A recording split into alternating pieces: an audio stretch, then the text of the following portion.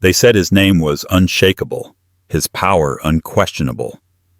But in a single moment, the man who built an empire on ruthless ambition would watch it all teeter on the brink of collapse, and it wasn't an enemy that brought him down.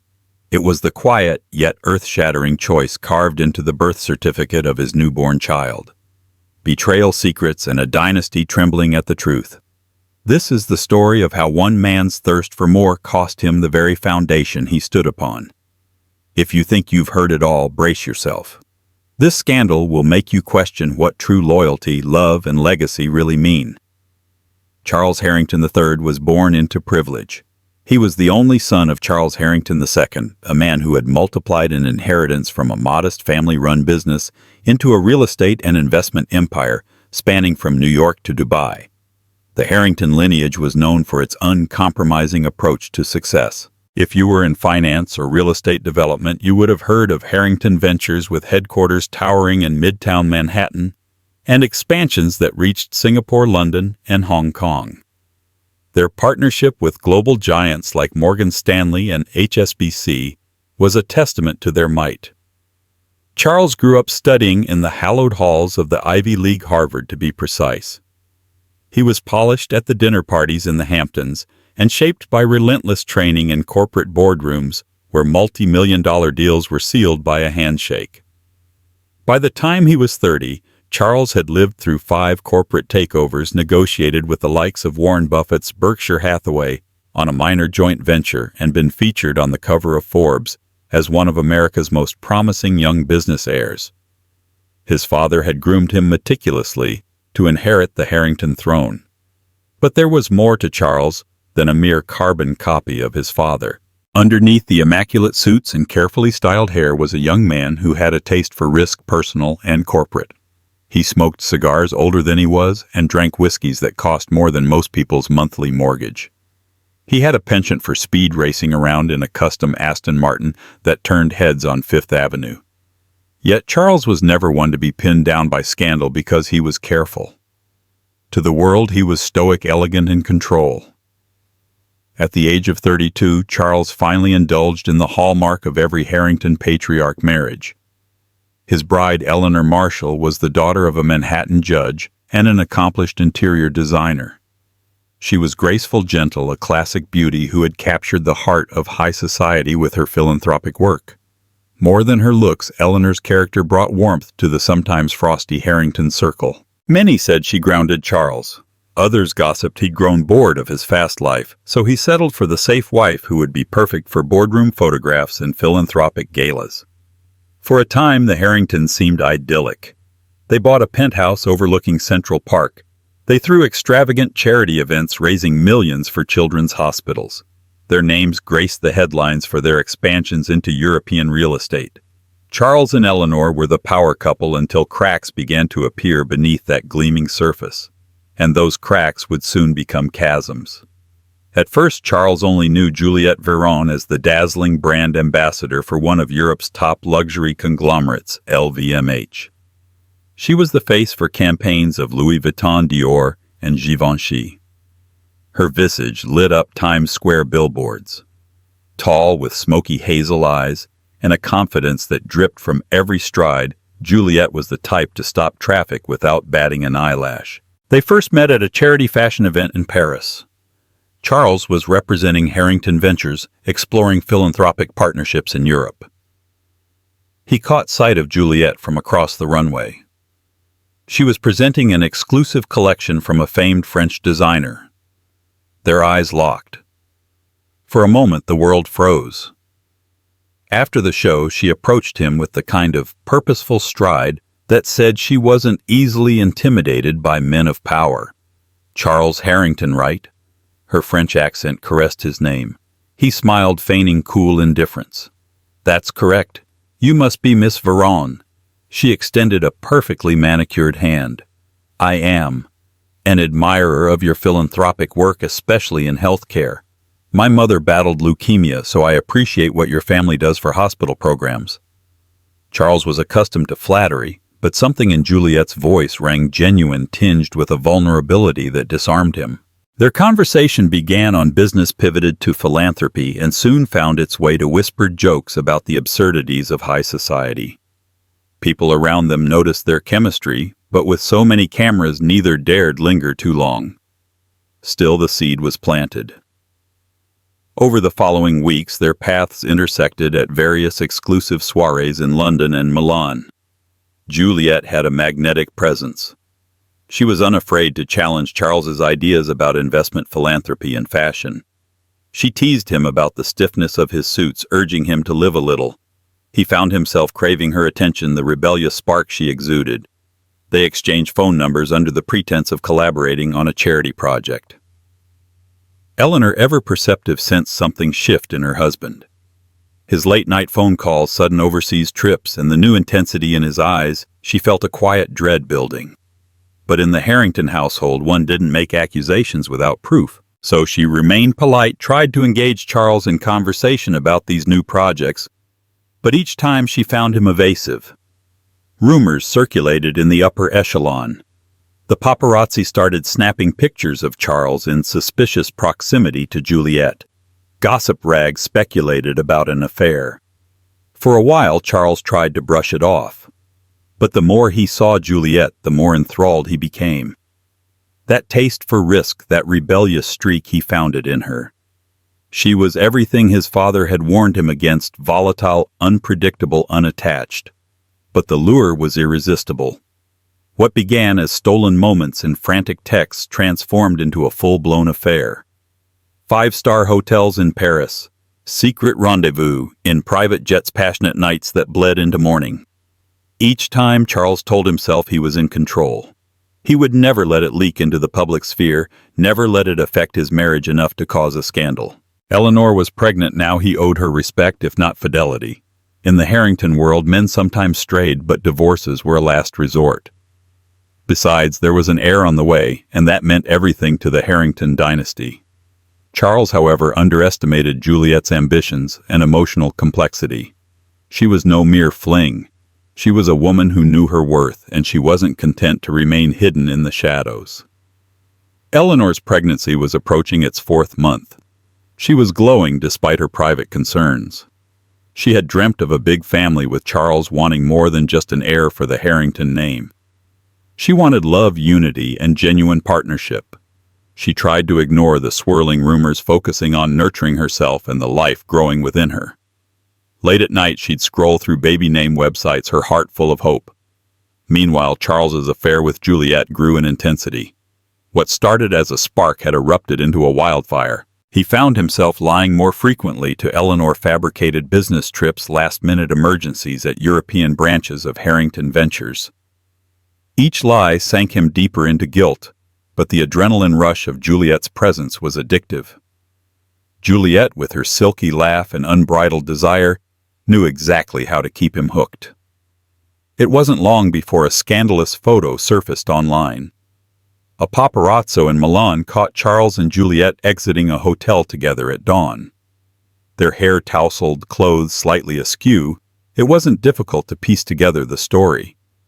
The tabloids feasted on the rumor that one of America's wealthiest men was cheating on his pregnant wife with a glamorous French model. Headlines ranged from Harrington heir caught in love nest to billionaire's betrayal. Social media exploded with commentary. Some fans of Juliet celebrated her boldness, while others condemned the entire affair. The Harrington family's PR team kicked into crisis mode, issuing half-hearted denials, calling the pictures misinterpreted. But the damage was done. Eleanor saw the photos. She confronted Charles in their penthouse living room, tears in her eyes, her voice trembling. "How could you do this to me?" she demanded, her hand protectively over her small baby bump. Charles, cornered, tried to spin half-truths. "It's not what it looks like, Ellie. We're working on a major charity event in Europe.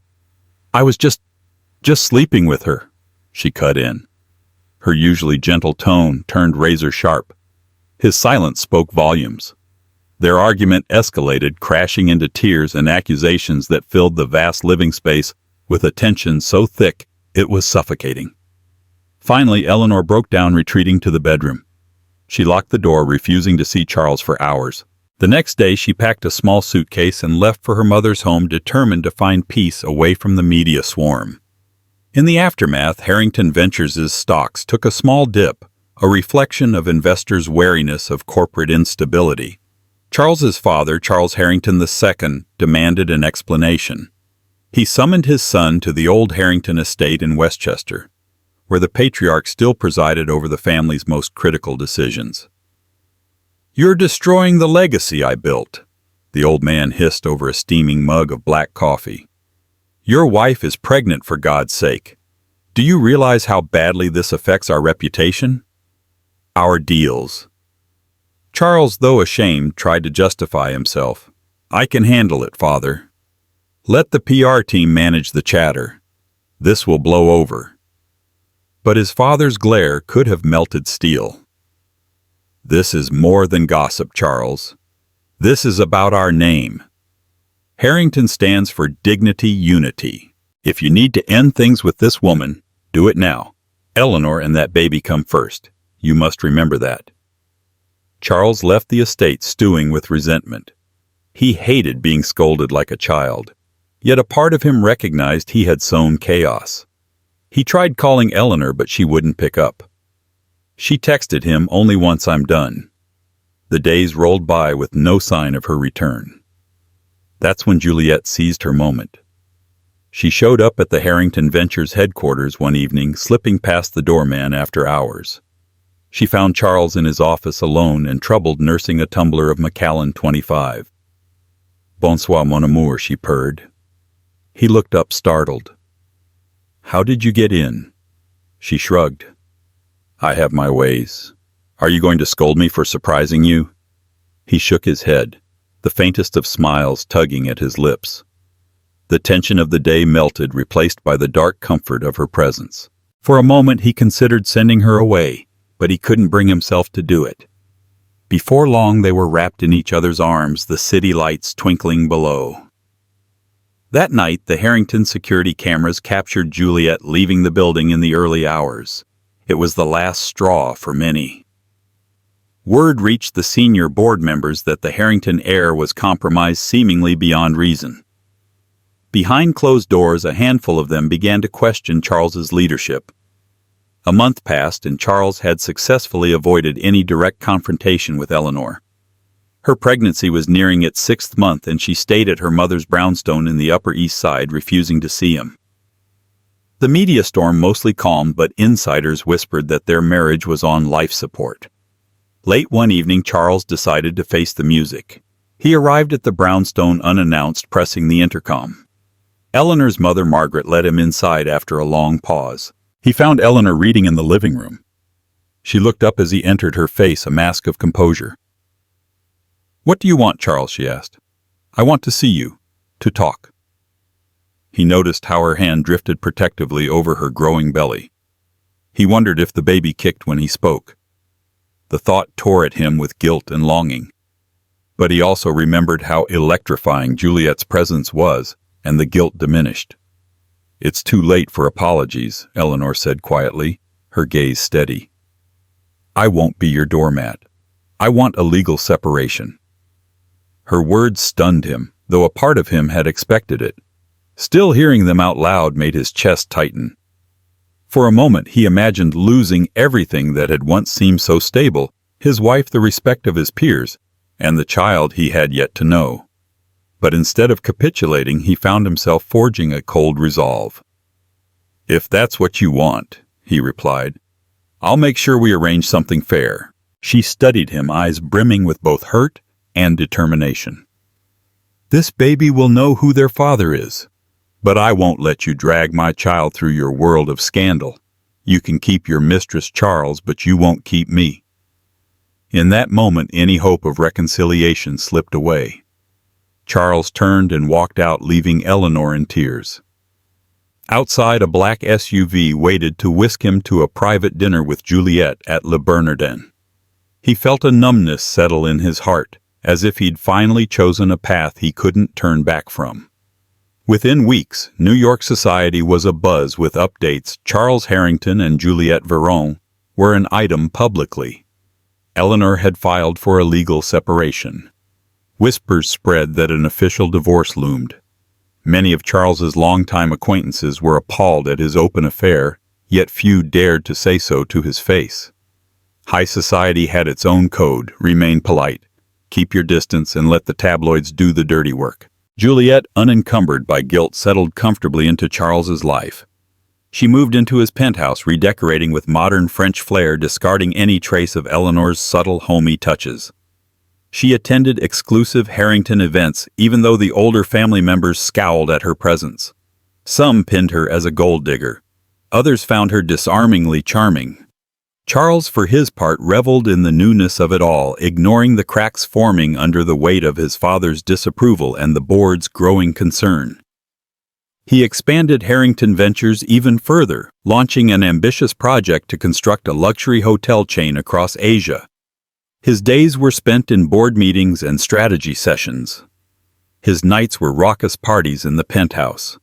Champagne replaced the quiet dinners he once shared with Eleanor.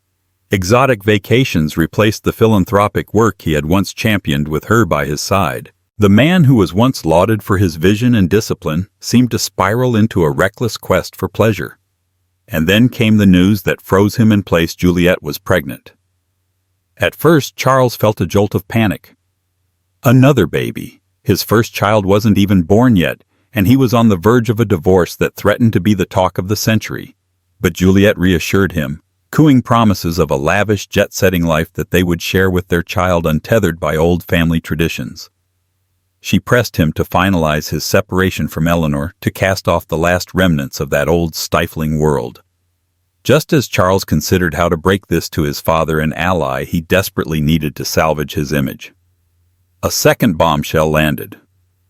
Eleanor gave birth prematurely at 7 months. On a frigid winter night, Margaret Marshall phoned Charles with urgent news.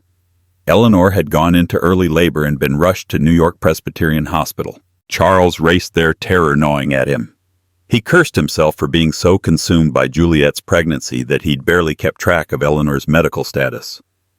When he arrived, Eleanor was already in the operating room. The baby was in distress, the doctor said. It was a fight to save both mother and child. Charles was barred from entering, not recognized as a supportive spouse by the staff who had listened to Eleanor's pleas for privacy. So he paced the waiting room, heart-hammering. Visions of a tiny life slipping away haunted him. Hours later, a nurse emerged to announce that Eleanor had delivered a baby boy. He was small, but he was breathing on his own, a good sign, the nurse said. Eleanor was stable, though emotionally shaken. When Charles asked to see her, the nurse informed him politely that Eleanor had requested no visitors. His own newborn son was behind the glass of the neonatal intensive care unit, tubes and monitors attached to his frail body. Charles gazed at him, a wave of emotion crashing over him in a way he hadn't anticipated. This was his flesh and blood, his heir. Over the next few days, Charles tried to glean any updates he could. Eleanor refused to let him into her hospital room. She was recovering slowly, physically and mentally. Her mother stood guard occasionally, providing Charles with brief news. The baby named Christian was improving day by day. His lungs were underdeveloped, but the doctors were optimistic. On the third day, Charles confronted Margaret in the hallway. He was desperate to see his son. "I'm his father," Charles insisted, voice trembling with uncharacteristic emotion. Margaret's eyes flashed with anger. "You deserted Eleanor when she needed you most. She nearly lost this baby because of the stress and heartbreak you caused. You want to see your son now, but where were you these past months?" He swallowed hard. I made mistakes, but that child is still mine." Margaret studied him for a moment. Then she lowered her voice. "Just because you share DNA doesn't give you the right to walk in here as if nothing happened. You've broken Eleanor's heart, maybe beyond repair. The best you can do is support them financially and give them space." But Margaret's hardened expression softened ever so slightly. She saw the genuine remorse, fleeting though it might be. Sighing, she said, "Wait here." She disappeared into Eleanor's room. A tense minute later, the door opened and Eleanor stepped out, clinging to an IV pole. She looked, fragile eyes shadowed by fatigue, hair unkempt, but there was a fierce resolve in her voice. I don't want you near me, Charles. But if you want to see the baby, you can. He's in the NICU. Charles exhaled a breath he didn't realize he'd been holding. Thank you, he whispered. She stared at him, tears welling. This changes nothing between us. Then she turned and disappeared behind the door. Charles stayed in the hospital another hour, pressing his forehead against the NICU glass, watching Christian's tiny chest rise and fall. In that moment he felt a surge of protectiveness and shame for the father he had not been. Yet that night, when he returned to his penthouse, Juliet was waiting in a slinky negligee, purring about how their life would soon be complete with their own baby on the way. Caught between two worlds, Charles felt more lost than ever. As baby Christian continued to grow stronger in the NICU, the Harrington legal teams went to war. Eleanor's lawyers pushed for a swift divorce, demanding a substantial settlement for her and the baby. Charles's father insisted they handle this quietly, fearful of a media circus. But Juliet whispered in Charles's ear, suggesting he stand firm to not let the family or his wife corner him. Charles himself was conflicted. Part of him wanted to do right by Eleanor and Christian, but another part of him chafed at the idea of losing his fortune and being dictated to by his father. During a tense negotiation meeting, Eleanor's lead attorney, a formidable woman named Rebecca Goldman, laid out their terms. Full custody of Christian to Eleanor with visitation rights for Charles. Child support reflecting Charles's net worth and the baby's lifestyle needs. A substantial spousal support settlement considering Eleanor's sacrifice in her career and her role as mother to a Harrington heir. Charles's lawyers balked at the figure. The argument escalated, each side hurling accusations. By the end of the day, both parties left the negotiating table with no resolution. In the midst of this legal storm, Christian was finally released from the hospital, still underweight but healthy enough to go home.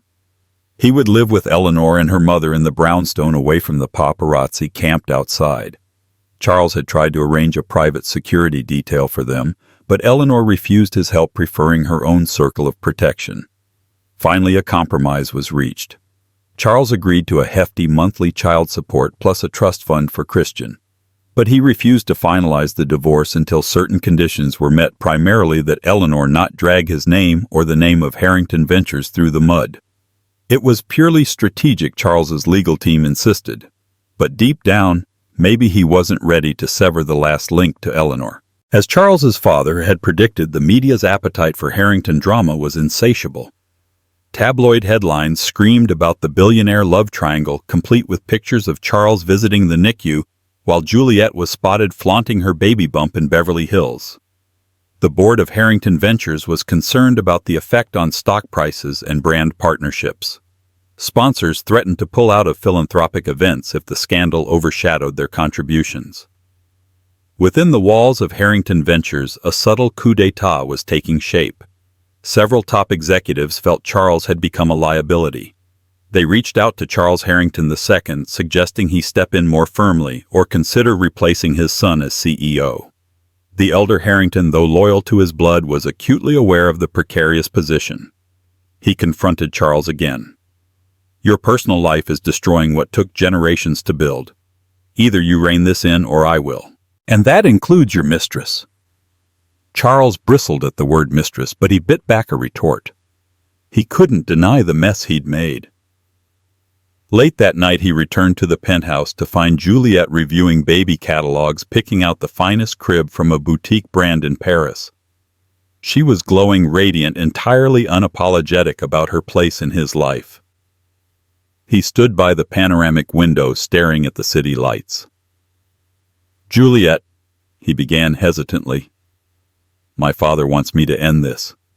He's threatening my position in the company. She laughed, a sound like ice cubes clinking in a crystal glass. Your father doesn't control you anymore, Charles. You are the CEO of Harrington Ventures, not him. He sighed, rubbing his temples. It's not that simple. The board is losing faith. The stocks are shaky. If I lose control, you'll still have your fortune, your freedom. She cut in, crossing the room to rest a hand on his shoulder. And you'll have me and our child. We can forge our own path away from the Harrington chains. His mind raced. Leaving Harrington Ventures seemed unthinkable. That empire was his birthright, his identity. Yet the idea of forging a separate destiny with Juliet, free from the constraints of tradition, tempted him. But was that what he truly wanted? Days passed in a blur. Pressure mounted from the board. Investors needed reassurance that Charles was stable. Finally, in a high-stakes meeting, Charles promised to rectify his image and refocus on the company's expansion. He declared that the family matter would soon be settled. He assured them that Harrington Ventures was entering a new era of growth using grand words to dazzle the room. The suits left somewhat placated but not entirely convinced. Juliet's due date arrived less dramatically than Eleanor's. She opted for a scheduled C-section at a private hospital in Los Angeles away from the media frenzy in New York. Charles flew out with her, dodging prying questions from reporters. In the operating room, as Juliet clutched his hand, a new baby boy was brought into the world, Gabriel Veron Harrington. Unlike Christian's early struggle, Gabriel's birth was smooth. He was big, healthy, with a lusty cry that filled Charles's heart with pride. Juliet, though exhausted, beamed with triumph. She had given Charles another heir, one fully tied to her. Charles was determined not to repeat his mistakes. He doted on Juliet during her hospital stay, showered her with flowers, posted proud updates on his private social media, carefully curated to maintain a polished image. Soon, mother and child were discharged to a sprawling Beverly Hills mansion that Charles had rented for them, hoping a change of scenery might help him dodge the scrutiny back home. Meanwhile, baby Christian turned 5 months old. Eleanor had regained her health and was pouring her energy into nurturing her son. Her mother's brownstone became a safe haven. Christian was still smaller than other babies his age, but he was catching up quickly, smiling at everything and chanting his mother's broken heart with every coo and giggle. Eleanor followed the news of Gabriel's birth on the tabloids and social media. The sight of Charles holding another newborn made her heart ache. She remembered when he hadn't been there to hold Christian to celebrate his survival. Still, she refused to let bitterness consume her. She had a child to protect and raise. In the months that followed Gabriel's birth, Harrington Ventures faced a new threat: rumors of financial misconduct in one of their Asian projects. An investigative report suggested bribes and under-the-table deals. The company's share price wobbled. Rivals circled like vultures.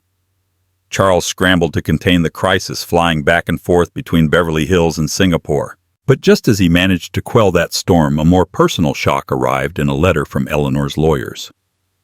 It was a formal motion to legally establish Christian's last name, a matter that Charles had assumed would be Harrington.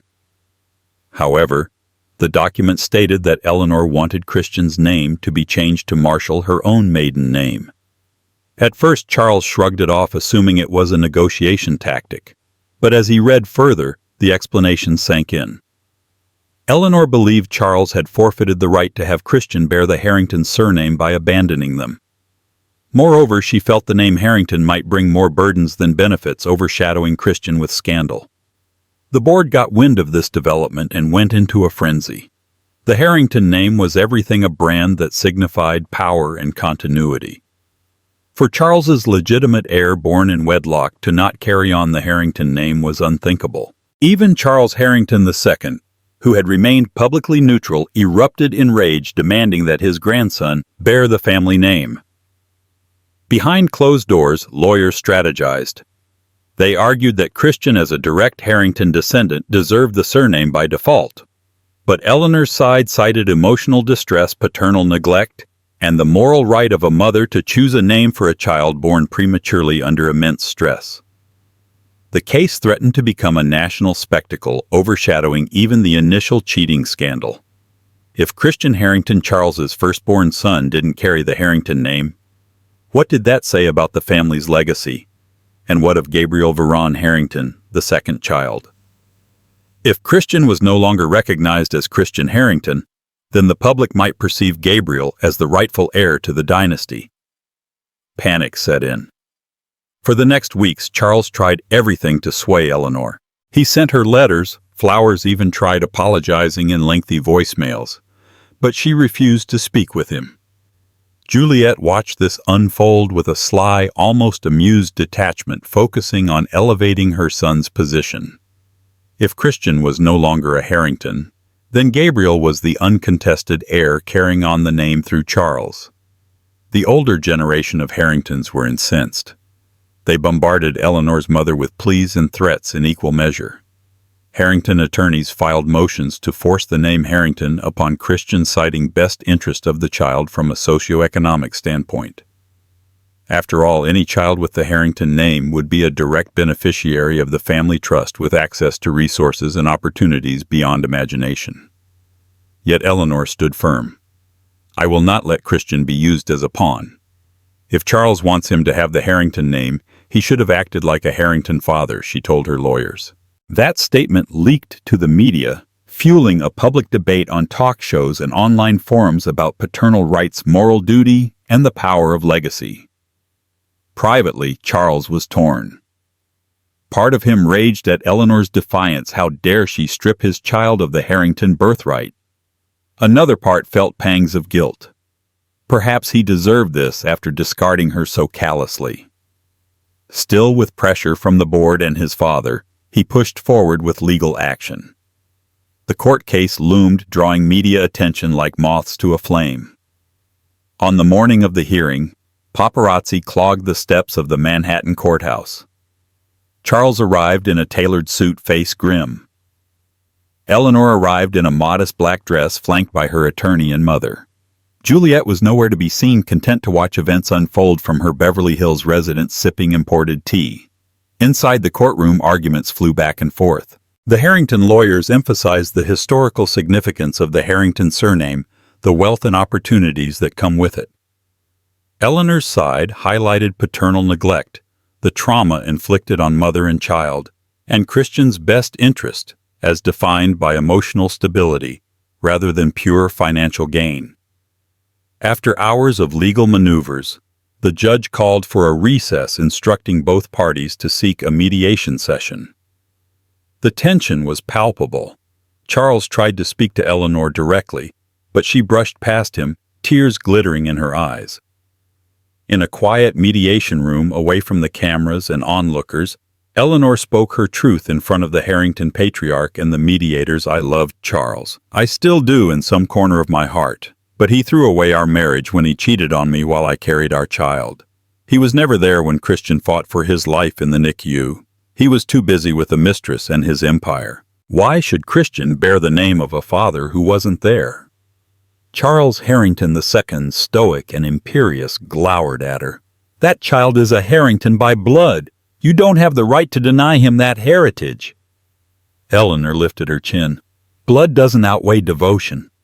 If Charles can prove he's committed to Christian's emotional well-being, I might reconsider. But as of now, my son is better off with my name." The elder Harrington turned to his son. "Tell her you'll be there, that you'll fix this." Charles stood silent for a long time, eyes downcast. Finally he murmured, "I failed you both. I'm sorry." Eleanor blinked, tears threatening to fall, but she held them back. "Those words are too late for me, but not for Christian. Show up for him, Charles, consistently." The mediation ended without a formal agreement. The judge granted a 2-month period in which Charles had the opportunity to demonstrate consistent involvement in Christian's life, attending medical appointments, spending quality time, contributing not just money, but effort. If after that period Eleanor still believed the Harrington name was detrimental, the court would honor her petition to legally register the child as Christian Marshall. Faced with the ultimatum, Charles had to make a choice: continue his life of indulgence in Beverly Hills, or attempt to rebuild his bond with Christian and salvage the Harrington legacy. Torn between two worlds, he decided to give fatherhood a try, albeit tentatively. He set up a schedule to visit Christian twice a week. The first few times Eleanor refused to see him, so he would spend time with the baby in the living room while Margaret supervised. Christian was initially wary, but infants are perceptive in their own way. He sensed the stranger's nervous energy. Over time, the baby's curiosity overpowered his initial hesitation. Charles learned how to hold Christian without awkwardness, how to feed him a bottle, how to change a diaper amid comedic mishaps. Meanwhile, Juliet was livid. She saw this as a betrayal of the new life they were creating. She accused Charles of bowing to his father's demands. "You're dancing to your father's tune," she spat one day during a heated phone call. "What about me and Gabriel?" Charles tried to reassure her. "I'm not abandoning you or Gabriel, but I can't ignore this. Christian is my son too. You're letting that ex-wife of yours manipulate you." Despite her tirades, Charles persisted, drawn by a burgeoning sense of responsibility and perhaps genuine love for the child he had neglected. Over the weeks, Christian's little face would light up when Charles entered the room. That first time Christian reached out with tiny chubby arms to be picked up by him, Charles felt something unlock in his chest, a paternal tenderness he never knew existed within him. As the end of the 2-month period neared, Eleanor observed from a distance. She saw Charles returning consistently, no matter the weather or the headlines. He played with Christian, read him stories, even learned how to soothe him when he cried at night. One evening, Eleanor peeked through the nursery door. Charles was rocking Christian in his arms, humming softly, unaware of her gaze. A swirl of conflicting emotions washed over her. She still felt anger, but also a flicker of gratitude. At the final mediation meeting, the judge asked for Eleanor's decision. She could proceed with naming the baby Christian Marshall, or she could retain Harrington. Eleanor swallowed her eyes, flicking to Charles. "I've seen real changes in Charles these past weeks," she said softly. "He's tried to mend what he broke. I'll keep the door open for a Harrington inheritance," if she paused, her voice trembling, "if Charles continues to show up as a father." The room was silent, save for the quiet clicking of a secretary's keyboard. Charles let out a breath he didn't realize he'd been holding. His father's shoulders relaxed, relief washing over the Harrington patriarch. The judge nodded and recorded the decision. Christian Harrington would remain a Harrington, with the caveat that Charles uphold his parental responsibilities. The media was quick to announce the outcome. "Harrington name secured, family on the mend," read one tabloid. Investors, reassured, saw Harrington Ventures' stock rise again. Behind the scenes, though, the story wasn't so neat. Charles still had a mistress and a second child across the country, and no resolution on what to do about that. Chapter 15. The Mistress Strikes Back. Juliet, furious that Charles had spent so much time in New York, decided to orchestrate a scandal of her own. She leaked old text messages between her and Charles to a gossip site, painting Eleanor as a frigid wife who had pushed Charles away. She gave an explosive interview to a French magazine hinting at dark secrets in the Harrington empire. She also threatened to break off the relationship if Charles didn't give her more prominence, more financial security, more everything. Charles flew to Beverly Hills to confront her. They argued late into the night, their shouting echoing in the marble-floored mansion. Gabriel, only a few months old, wailed from the nursery. The tension was unbearable. "You made promises to me," Juliet hissed, tears streaking her mascara. "We were supposed to build a life together." Charles, exhausted, fired back. "I never promised to leave my family's business, but I will support Gabriel always." She fixed him with a cold glare. "Your support isn't enough. I want recognition. I want status. I want to be the Harrington wife. Otherwise, what did I sacrifice my reputation for?" Her words cut him. He realized that in his pursuit of pleasure, he had created two worlds that couldn't coexist. Eleanor, with her quiet grace, was the rightful wife in the eyes of society, mother of his firstborn heir. Juliet was the thrilling mistress who had given him a second son, but yearned for an equal share of respect and power. As the argument escalated, Juliet hurled a final ultimatum: "Marry me, or lose me and Gabriel forever." Torn between two families, Charles saw his empire in peril. If he married Juliet, it would finalize his divorce from Eleanor, cutting Christian's ties. That would quell the board's concerns about a messy entanglement, or would it? On the other hand, if he refused Juliet, she threatened to expose even more damaging secrets about Harrington Ventures, secrets Charles had unwittingly shared in moments of pillow talk. He returned to New York with the weight of the world on his shoulders. His father demanded that he leave Juliet. The board pressed for clarity in his personal affairs to protect the company's reputation. Eleanor stood as a silent pillar of dignity, refusing to let him waltz back into her heart, but willing to let him be a father to Christian. At a crisis board meeting, Charles faced a coalition of senior executives who demanded a statement about his personal life. They insisted that for the sake of Harrington Ventures, Charles declared that he was committed to reconciling with his legitimate family, Eleanor and Christian, and sever ties with the Mistress. The alternative was losing his CEO position to an interim leader until he sorted out his affairs. Charles felt cornered. Juliet was already gathering more evidence to publicly damage the Harrington name if she didn't get what she wanted. If she went nuclear, it might devastate the business more than a mere leadership swap. Either way, it felt like a lose-lose situation. In the midst of this chaos, Eleanor reached out to Charles. She invited him to a private dinner at a quiet restaurant they used to frequent in their happier days. Surprised, Charles accepted, apprehensive and hopeful. When they met, Eleanor looked composed, her hair swept back in a simple bun, wearing a navy dress. She didn't smile. "I've asked you here for a reason," she said after they ordered. Charles nodded. "I'm listening." She leaned in, her voice low. "Charles, this can't go on. Your father and the board want you to cut off Juliet. Juliet wants you to cut off me. But what do you want?" He rubbed his temples, a haunted look in his eyes. "I don't know anymore. I made a mistake, Eleanor. I never meant to lose you. But I can't abandon Gabriel and Juliet. It's my responsibility." She studied him, her eyes reflecting the pain he'd caused, but also empathy. "Do you really think Juliet loves you, or does she love the Harrington name and wealth?" He swallowed hard. "She's given me a child too. I owe them care and security." Eleanor sighed, pushing a sealed envelope across the table. "Open this." He slipped out a document. His eyes widened. It was a formal statement declaring that Eleanor would not oppose Charles's presence in Christian's life, nor would she block Christian from inheriting the Harrington name or trust. Under one condition, Charles relinquish any claim to controlling Eleanor's choices, where she lived, how she raised Christian, or whether she moved on romantically. The second part stunned him further.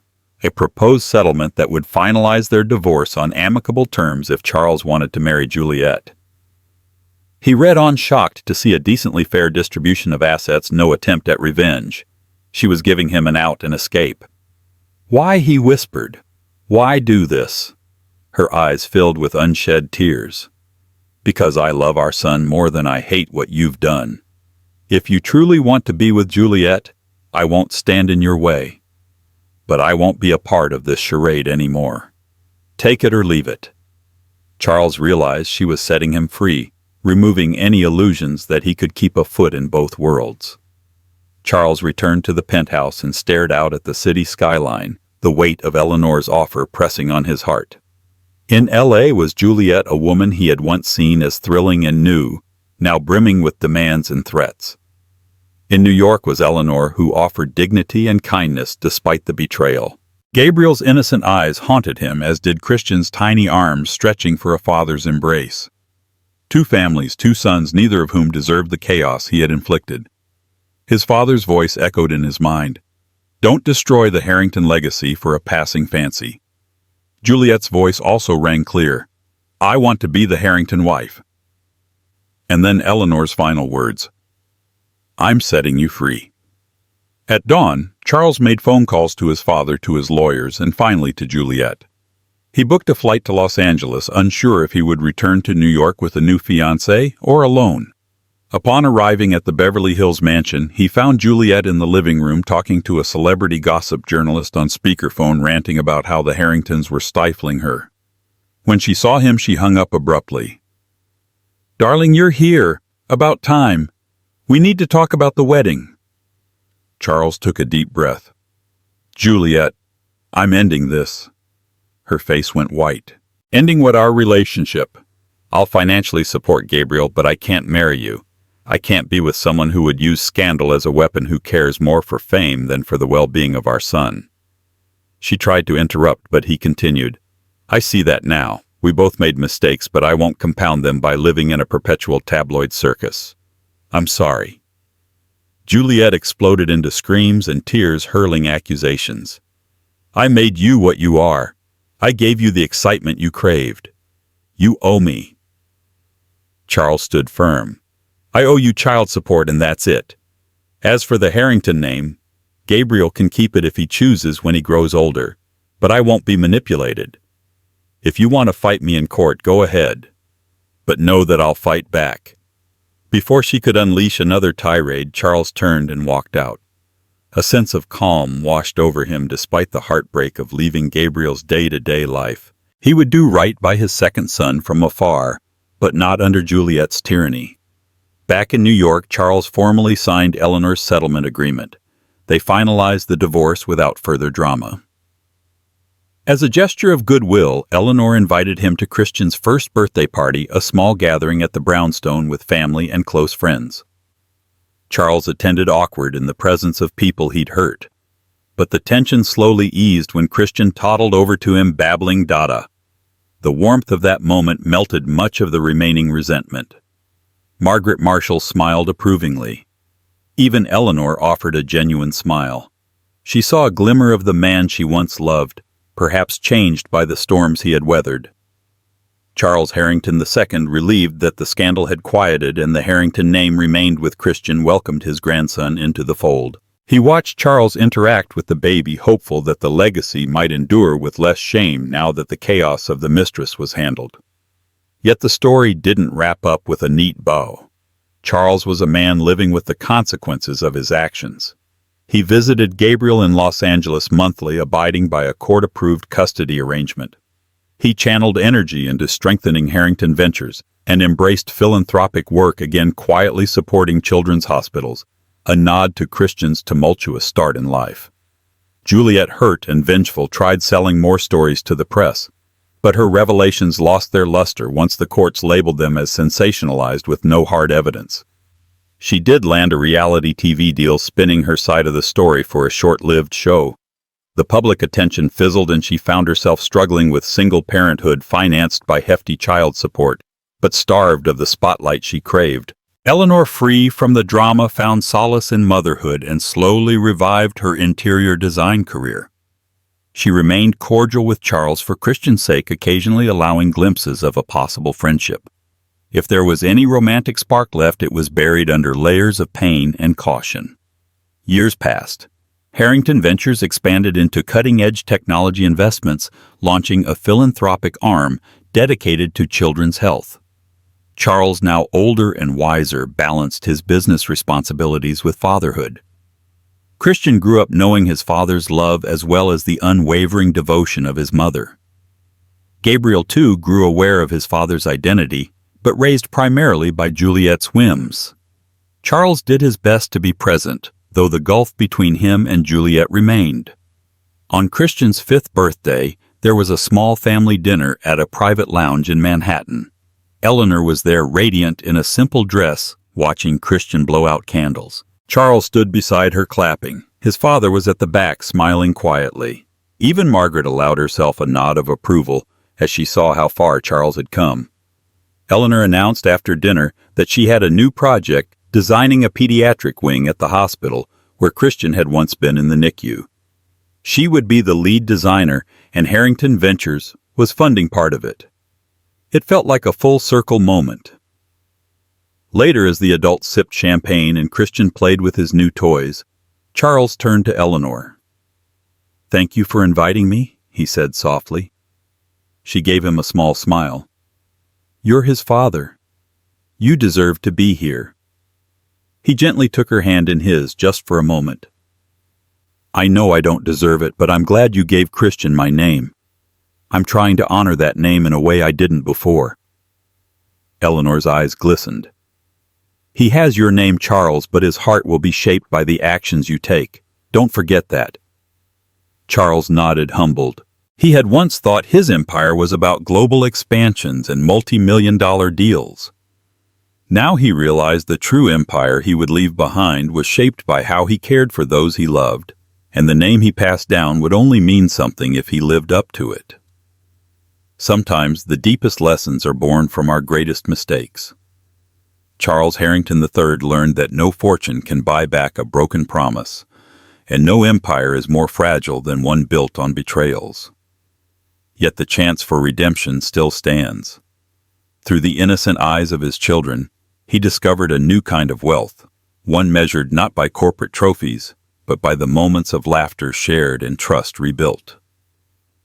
Eleanor standing firm in her own grace and Juliet lost in her ambitions each shaped Charles's destiny in separate ways. In the end, only one name truly mattered, the one that Charles vowed to uphold with honor. Christian Harrington might inherit a billionaire legacy, but more importantly, he inherits a father determined to be worthy of it. If you enjoyed this story, remember to hit the like button. Leave a comment and share your thoughts. Don't forget to subscribe for more dramatic tales of love, power, and redemption stories that remind us how even in the grandest empires, it's the human heart that truly reigns.